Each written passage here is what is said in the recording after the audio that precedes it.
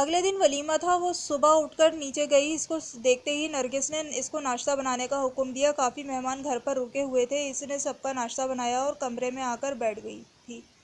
سب table پر بیٹھے ناشتہ کر رہے تھے۔ اس کا سر درد سے پھٹ رہا تھا۔ اس نے شاور لینے کا سوچا اور اپنے کپڑے نکالنے لگی۔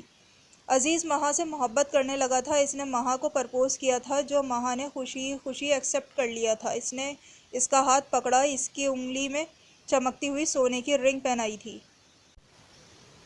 معزز دوستوں کو السلام علیکم۔ اردو ناولز میں آپ سب کو خوش آمدید۔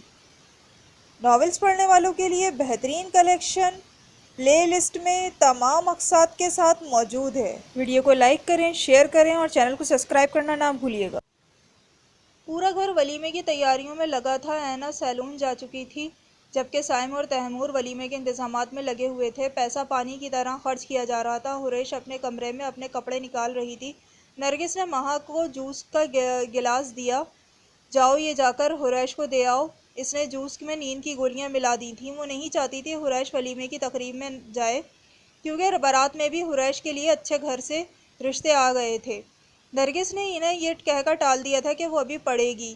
اس سے یہ سب برداشت نہیں ہو رہا تھا۔ اس نے اپنی سلور میکسی پر سلور جھمکے نکالے۔ اتنے میں مہا گیٹ بجا کر اندر آئی۔ حریش، یہ جوس پی لو، تمہاری طبیعت ٹھیک نہیں ہے، یہ پی کر تمہیں سکون مل جائے گا۔ اس نے معصوم شکل بنا کر حریش کو جوس کا گلاس دیا۔ وہ سو کے اٹھی تو رات کے 11 بج رہے تھے۔ پورے گھر میں سناٹا ہو رہا تھا۔ اس کو حیرت ہوئی کہ وہ اتنی دیر کیسے سو گئی۔ اس نے باہر جھانک کر دیکھا، سب ولیمے میں جا چکے تھے۔ ریان کی نظریں حریش کو ڈھونڈ رہی تھیں، مگر وہ اسے کہیں نظر نہیں آئی۔ وہ حیران پریشان عزیز سے پوچھنے لگا کہ حریش نظر نہیں آ رہی۔ نرگس نے سب کو یہی بولا تھا، حریش کی طبیعت ٹھیک نہیں ہے، اس لیے عزیز نے بھی ریان کو یہی بتایا۔ ریان نے اپنی ماں کو بتا دیا تھا کہ حریش آج نہیں آئی ہے، اس لیے انہوں نے سوچ لیا تھا کہ وہ اس سے گھر جا کر ملیں گی اور اس کا ہاتھ بھی مانگ لیں گی۔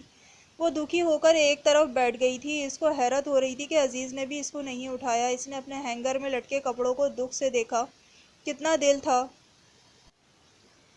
آج اس کا ولیمے میں جانے کا۔ پوری رات اس نے جاگ کر گزاری تھی۔ فجر کی نماز پڑھ کے وہ نیچے گئی۔ سب سو رہے تھے۔ وہ اپنے کام نپٹانے لگی۔ اگلے دن سائم اور آئینہ کو دبئی جانا تھا، اس لیے وہ سب کے ساتھ وقت گزارنے کے لیے سب کے ساتھ گھومنے چلے گئے۔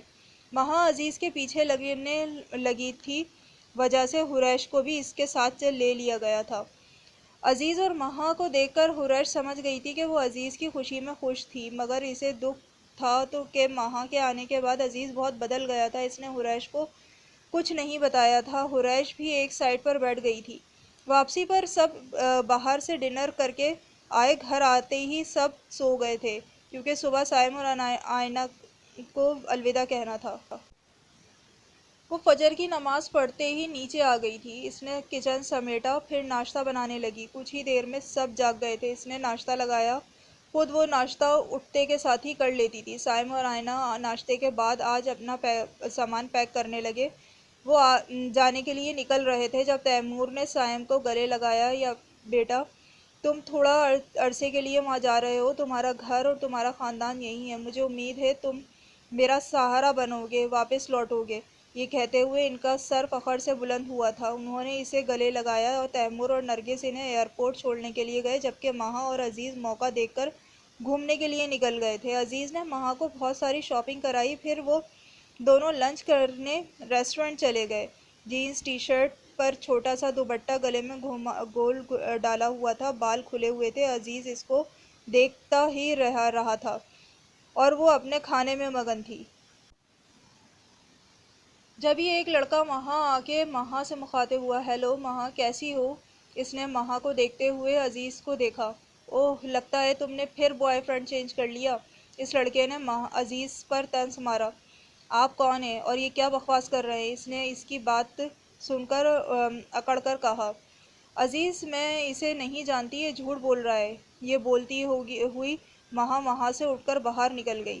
عزیز بھی اس کے پیچھے باہر نکل گیا۔ کیا ہو گیا مہا، اتنا غصہ نہیں کیا کرو، اس نے مہا کو کندھے سے پکڑتے ہوئے کہا۔ غصہ نہیں کروں تو اور کیا کروں؟ اس نے کچھ بھی بکواس کر لی، آپ تو اسے سچ سمجھیں گے نا؟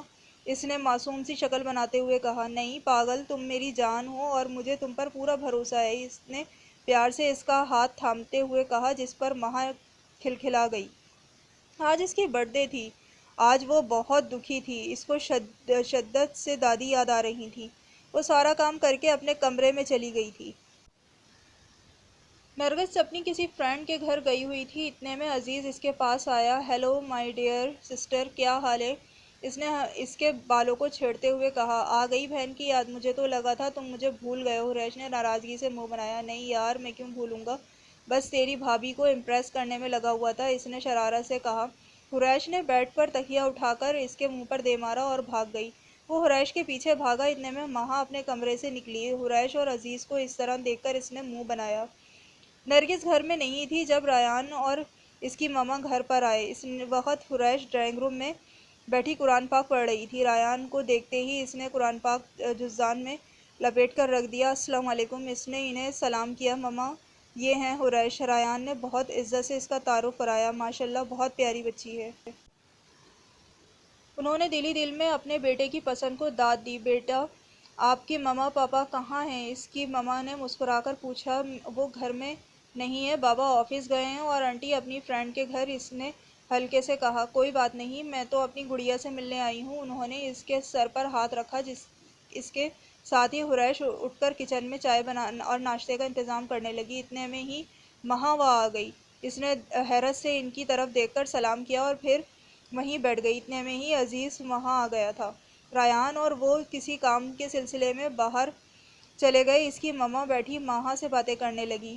میں نے بول دیا نا، میں تمہاری شادی اس لڑکی سے کر کے برباد نہیں کروں گی۔ مجھے اس کی کزن نے اس کے بارے میں سب بتا دیا ہے۔ تو یہ آج کل کے لوگ شکل سے اتنے معصوم لگتے ہیں اور اندر سے کیا ہوتے ہیں؟ ریان کی ماما نے گھر آتے ہی ریان کو صاف انکار کر دیا، کیونکہ مہا نے ان کو حریش کے لیے نہ جانے کیا کیا بتا دیا تھا۔ ماما، وہ لڑکی ایسی نہیں ہے، وہ سچ میں معصوم ہے، میں جانتا ہوں اسے۔ ریان نے ان کو سمجھانا چاہا مگر انہوں نے ایک نہیں سنی۔ وہ نہیں چاہتی تھیں کہ کسی خراب لڑکی کی وجہ سے ریان کی زندگی خراب ہو۔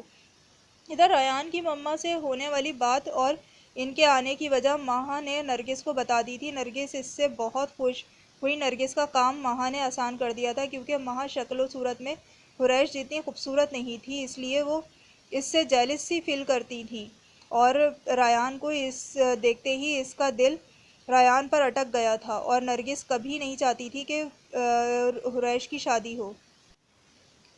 مہا اپنے گھر جا چکی تھی۔ عزیز اس کو چھوڑ کر آیا تھا۔ گھر جاتے ہی اس نے اپنا رنگ بدل لیا تھا۔ وہ عزیز سے زیادہ بات نہیں کر رہی تھی۔ عزیز اس کے پیچھے پاگلوں کی طرح کال کرنے لگا۔ بہت ساری کالز کرنے کے بعد مہا نے فون اٹھایا۔ مہا، تمہیں کیا ہو گیا ہے یار؟ مجھ سے کوئی غلطی ہو گئی ہے تو بتاؤ، میں اس کو ٹھیک کرنے کی کوشش کروں گا، مگر مجھ سے دور مت جاؤ، اس نے دیوانوں کی طرح کہا۔ عزیز، میرے گھر میں تمہارا پتہ چل گیا ہے۔ میری موم سمجھ رہی ہے کہ تم میرے سے ٹائم پاس کر رہے ہو، اس کی آواز میں معصومیت بھرتے ہوئے کہا۔ میری جان، میں تم سے بہت پیار کرتا ہوں، میں تمہارے لیے سب کچھ کر سکتا ہوں۔ عزیز نے اس کو اپنے جذبات سے آگاہ کیا۔ ٹھیک ہے، اس کے لیے تمہیں پروف دینا پڑے گا۔ مہا نے اپنا جال بچھا دیا تھا۔ جیسا پروف؟ عزیز نے سوال کیا۔ یہی تو، تم مجھ سے محبت کرتے ہو تو تم اپنے حصے کی تمام جائیداد اپنے بابا نے جو تمہارے نام کر رکھی ہے میرے نام کر دو، تب میں مانوں گی تمہیں مجھ سے محبت ہے۔ ہاں، مگر یہ بات میرے اور تمہارے بیچ رہنی چاہیے۔ یہ کہہ کر اس نے فون کاٹ دیا۔ عزیز پر عشق کا بھوت سوار تھا۔ اس نے سوچ لیا تھا کہ وہ اپنا سب کچھ مہا پر قربان کر دے گا۔ اس نے چھپ کے سے ان 2 گھروں کی فائلیں جو تیمور نے اس کے نام کی تھیں نکال کر مہا کے نام کرنے کا سوچ لیا تھا۔ کہانی ابھی جاری ہے۔ ہمارے چینل کو سبسکرائب کرنا نہ بھولیے گا، ویڈیو کو شیئر کریں، لائک کریں۔ بہت شکریہ۔